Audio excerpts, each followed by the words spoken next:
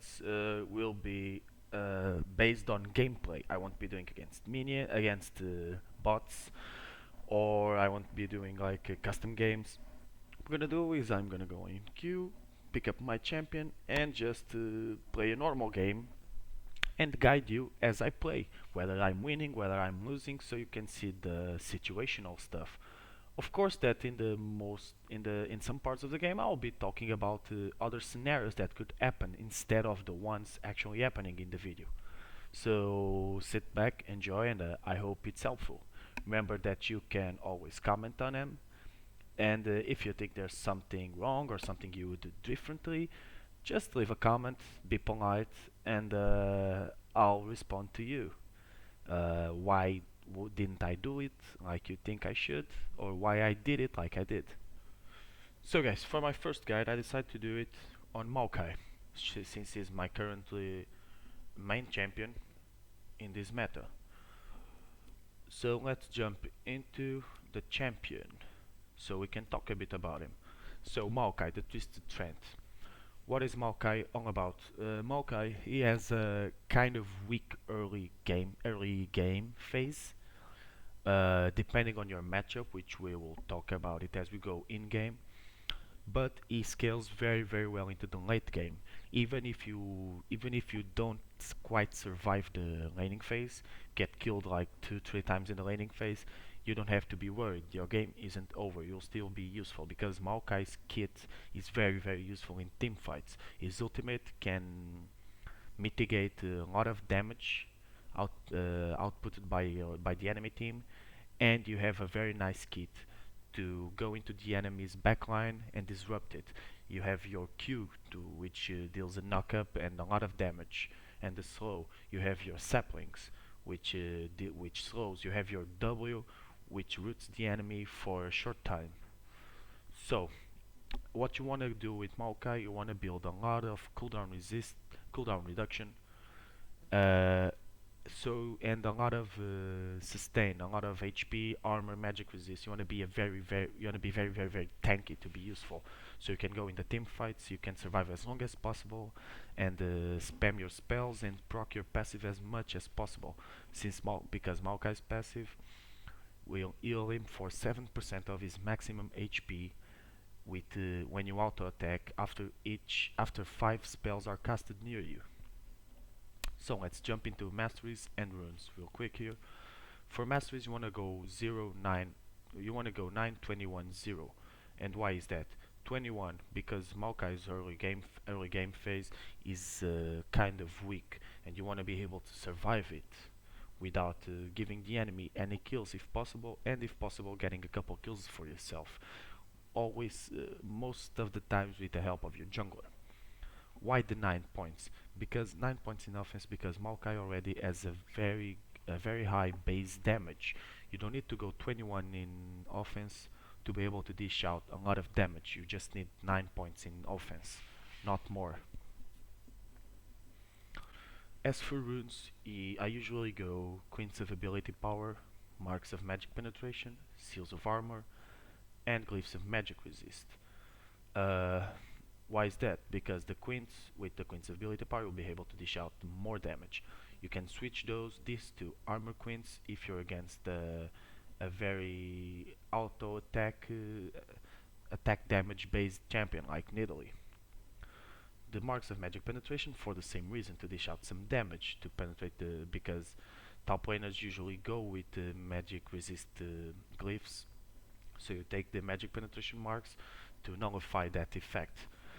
You can switch this to attack speed marks, so you can last it easier, or you can wave clear better, and you can proc as much as possible your passive. You can switch this to attack speed marks, seals of armor, and glyphs of magic resist for obvious reasons. You wanna be tanky, but you can always change the seals of armor for seals of HP per level if you're against a heavy AP comp, or you can change the glyphs of magic resist for AP per level if you're against an heavy attack damage comp. So let us jump into the game, and I'll be guiding you throughout the game about build paths and lane matchups. Alright guys, so I jumped over the champion selection part so I wouldn't bore you. Uh, I don't think I talked about the summoner spells because I didn't really think I had to. For Maokai, you pretty much go with the standard top laner summoner spells nowadays, which is flash and teleport. Let us go through the matchup. So apparently I'm gonna lane against Trundle. Trundle hasn't been a very picked top laner recently, so I don't really know what to expect. I mean, I'm expecting to be able to go face to face with him in the early game. Although my early game isn't that strong, neither is Trundle's. Other lane matchups you might find. Well, the hardest lane matchup I found till now, I would say it was Nidalee, because nowadays Nidalee goes full attack damage and she can rescue really well with her auto attacks until she can just come in for the execution in a cougar form. Another tough matchup would be Pantheon or Darius, because they can dish out a lot of damage very early, and if you're not careful, if they are running Ignite as a summoner spell, they can zero you out really quickly. Especially Darius with his true damage, together with the true damage from Ignite, it's very powerful. Then you have Lulu. Lulu will will win the lane. If you are it's not very skill based. If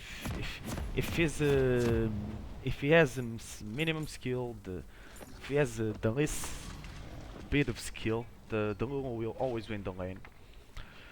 At least until you get the Rod of Ages. After you get the Rod of Ages, you can balance the lane. You can go in on her and you can win the trades against her, but not until you have the Rod of Ages.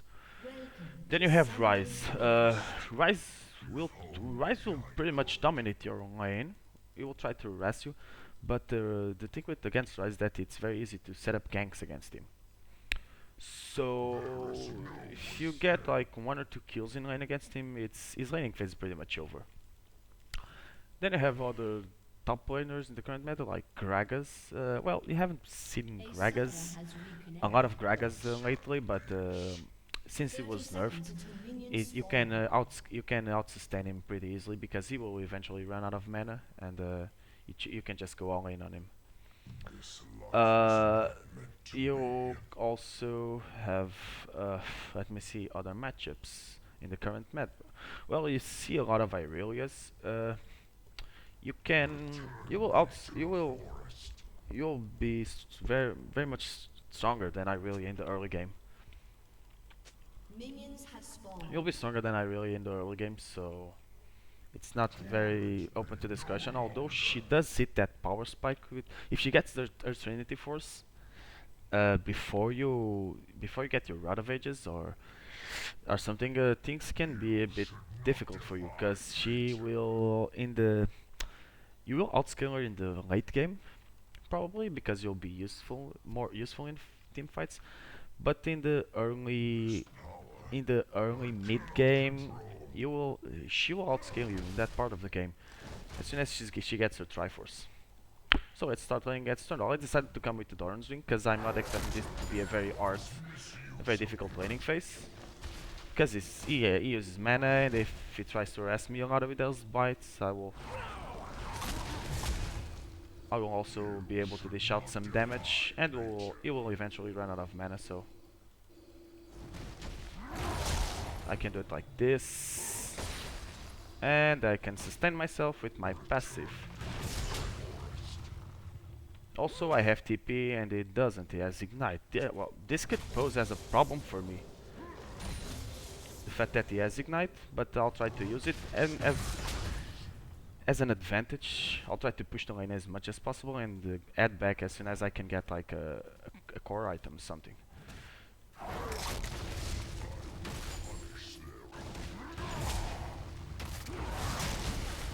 See, you can trade with him, especially if he tries to trade with you in the middle of your minions. I don't know. I don't really know why I did it, but okay. So, I died before the first back. I could get another Doran's Ring, or I can go straight for the Ruby Crystal or the Sapphire Crystal. I'm gonna get a second Doran's Ring so I can arrest this fucker as much as I can. And I'm gonna get me a nice sword so I can avoid this from happening again. So what I'm gonna do now is I'm gonna freeze the lane and try to wait for a gank from Kha'Zix.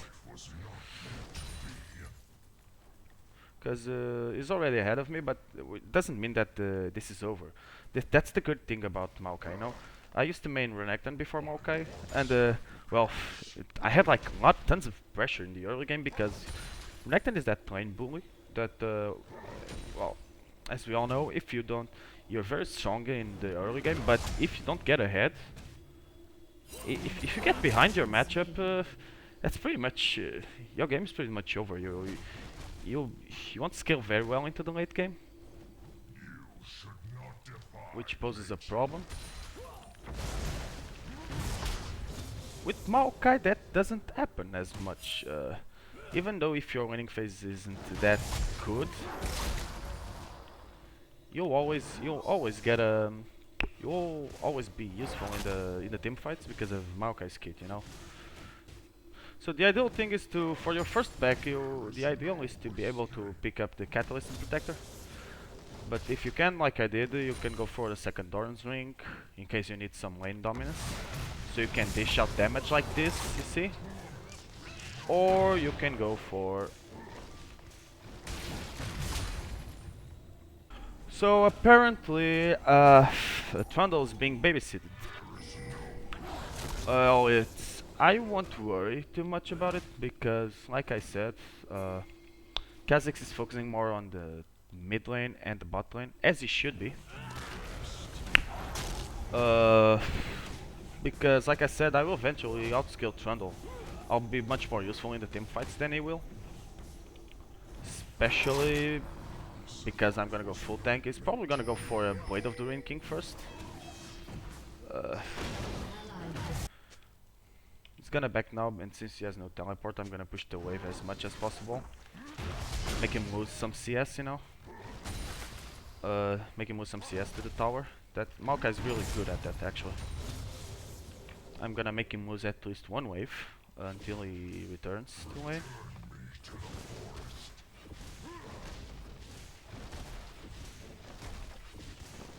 Gonna do some damage to this turret as well. Do a bit of proxy farming here. Try not to overextend so much since apparently Aatrox is babysitting a lot.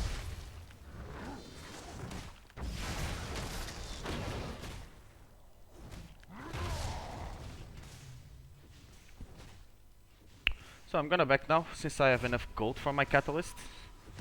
Yeah, like I said, it's probably going for a vamp setter. He did make a nice choice rushing the Merc Threads. That is a very nice choice of him, actually. It will mitigate a lot of my early damage. I'm just gonna harass him a bit so he knows I'm not fucking around here, you know? Just give him a bit of a taste of what I'm made of. Tell him that I'm not to be fucked with. No, give me some ring room. No, all this is gonna do is probably just make Aatrox come top even more. This is a part of the game where he's really good against most top laners. See, I can get him very low, and now, why do I do this? Because even if Aatrox decides to come for a gank now, I can probably kill at least Trundle, and maybe both. It wouldn't be the first time, you know.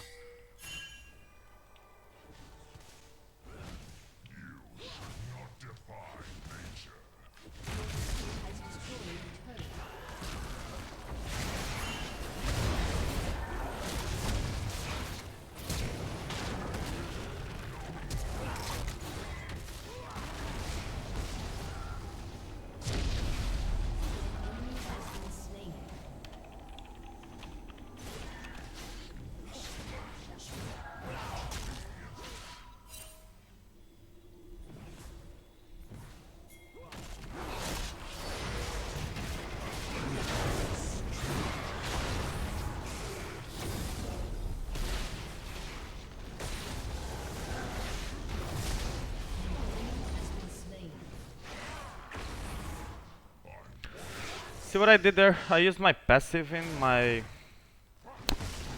favor, you know. So let's recap what I did there. I don't know if you noticed that I almost tried when Trundle flashed for me after ignited me. I flashed away from Trox, but then Trundle flashed for me. You see what I did there? I stopped. You need to be controlled as that. You can panic because I stopped and made him just to auto attack him. Now this is when you start working towards your power spike, you know. When you finally finish your Rod of Ages, you start stacking it so you can reach your power spike as soon as possible. Second diamond you want to work for, it's usually the Frozen Heart. Because, well, that will depend if you're mining against an AD or an AP matchup and what's their what's their comp about.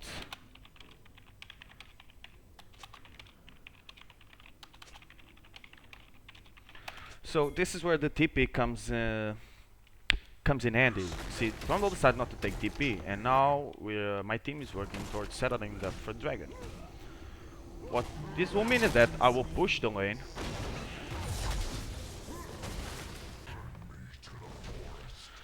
Well, well, what I was telling you is why the Frozen Heart. Well, for two reasons. First, well, Frozen Heart is really a core item, unless their team is full attack damage base, magic damage base, which I don't think that will ever happen, especially in competitive play. You will always build a Frozen Heart for two reasons. First, well, for the obvious reason, the armor it gives you, and the mana, it gives you. It's very good to sustain your ult because it consumes a lot of mana. And for the cooldown reduction, because you're able to spam your spells as much as possible, so you can proc your passive very often.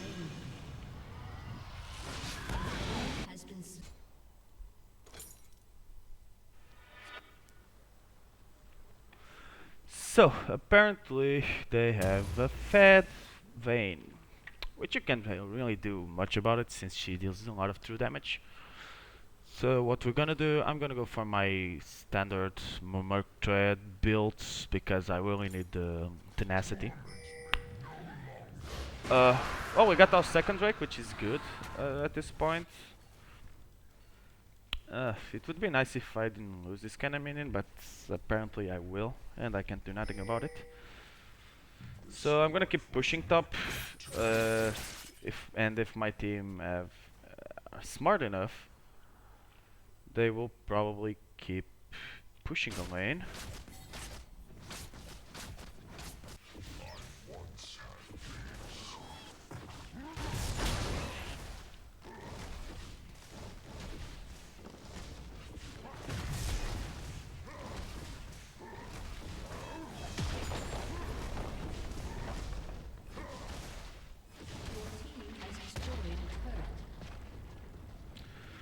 So, if they make a mistake like they just did, of everyone just going bot lane, this is what you can do. You can heavily push your...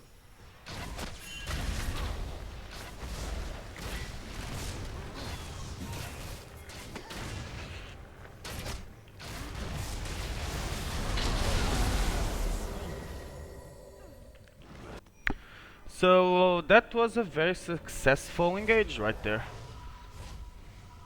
Got a kill on Vayne, which is their most fed member, and I got the top lane tower, so I got a lot of money in my pockets right now. So what I'm gonna do is I'm gonna finish my Merc Thread and gonna start building for some HP, because I really need it.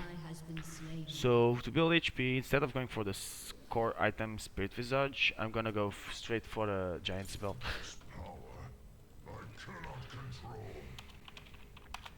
Now my teleport is up again. So, with this in mind,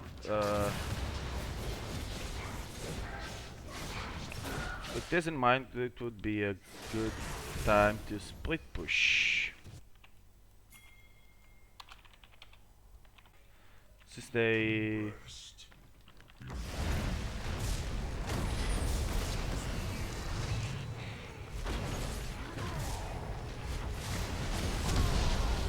Now this is what you do as Maokai, see? And if they do that, I can always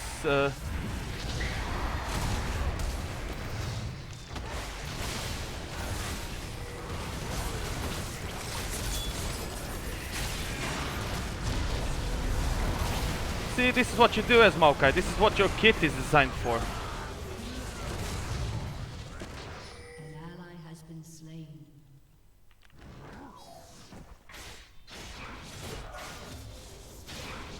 So since Veigar is not actually earning me a lot, although he is kind of fed, but his farming sucks. What I'm gonna do is I'm gonna go straight for a Thorn Mail to mitigate some of Vayne's damage, although she does deal a lot of true damage, and Aatrox because it's very, although Aatrox is not an AD carry or ranged marksman, but he is kind of auto attack based, so Thornmail should mitigate a lot of that damage and also uh, damage them back a bit because of the passive.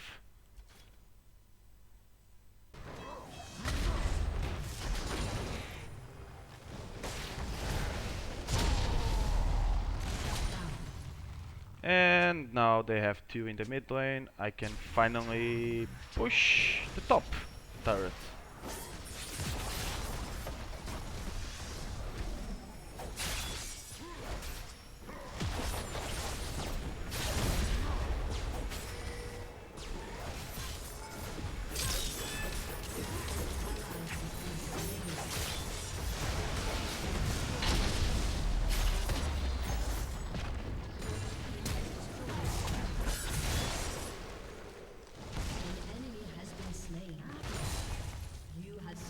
See, this is what I love about Maokai.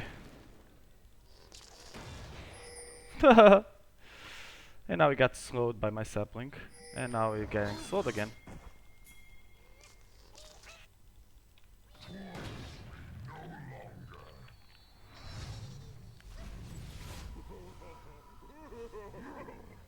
Now I got tons of gold, so I can go back and shop, get me a nice thorn mail,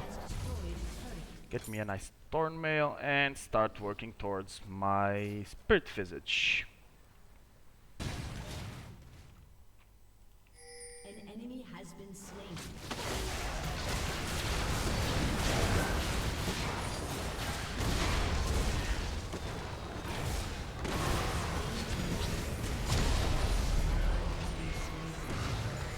Killing spree.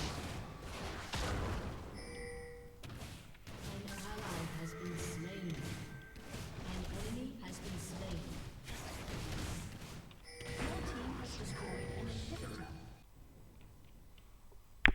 Okay, we go for the last push. Now we have the full build. This is our typical full build if you're against some heavy attack damage, like it's the case of Aatrox and like the cases of Aatrox and Vayne in this case. That's why I decided to Tornado.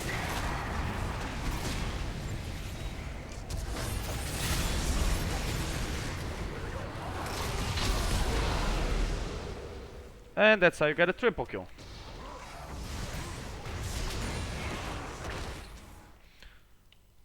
And this is pretty much game over. But it always returns.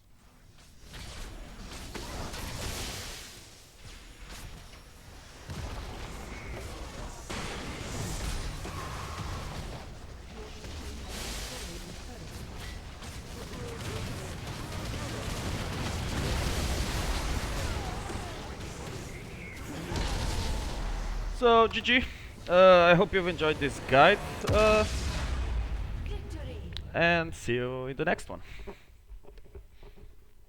So just to complete our guide, as you can see this, although this was a bit of a trollish game, but as you can see here, apart from Karthus, I was the one who dealt more damage to champions in my team. I dealt more damage than my AD carry, I dealt more damage than my jungler, although it was Kha'Zix, and you can see by his build that he went for some damage with the Hydra and the Last Whisper. And I dealt more damage than Swain, although I was very tanky. So you see, this is what I was telling you about in the start of the guide when I told you that Maokai already had a very good early game damage, very good base damage, so you don't need to go 21 on offensive. So this is it, guys. I hope you have enjoyed this guide, and I hope to see you in the next one.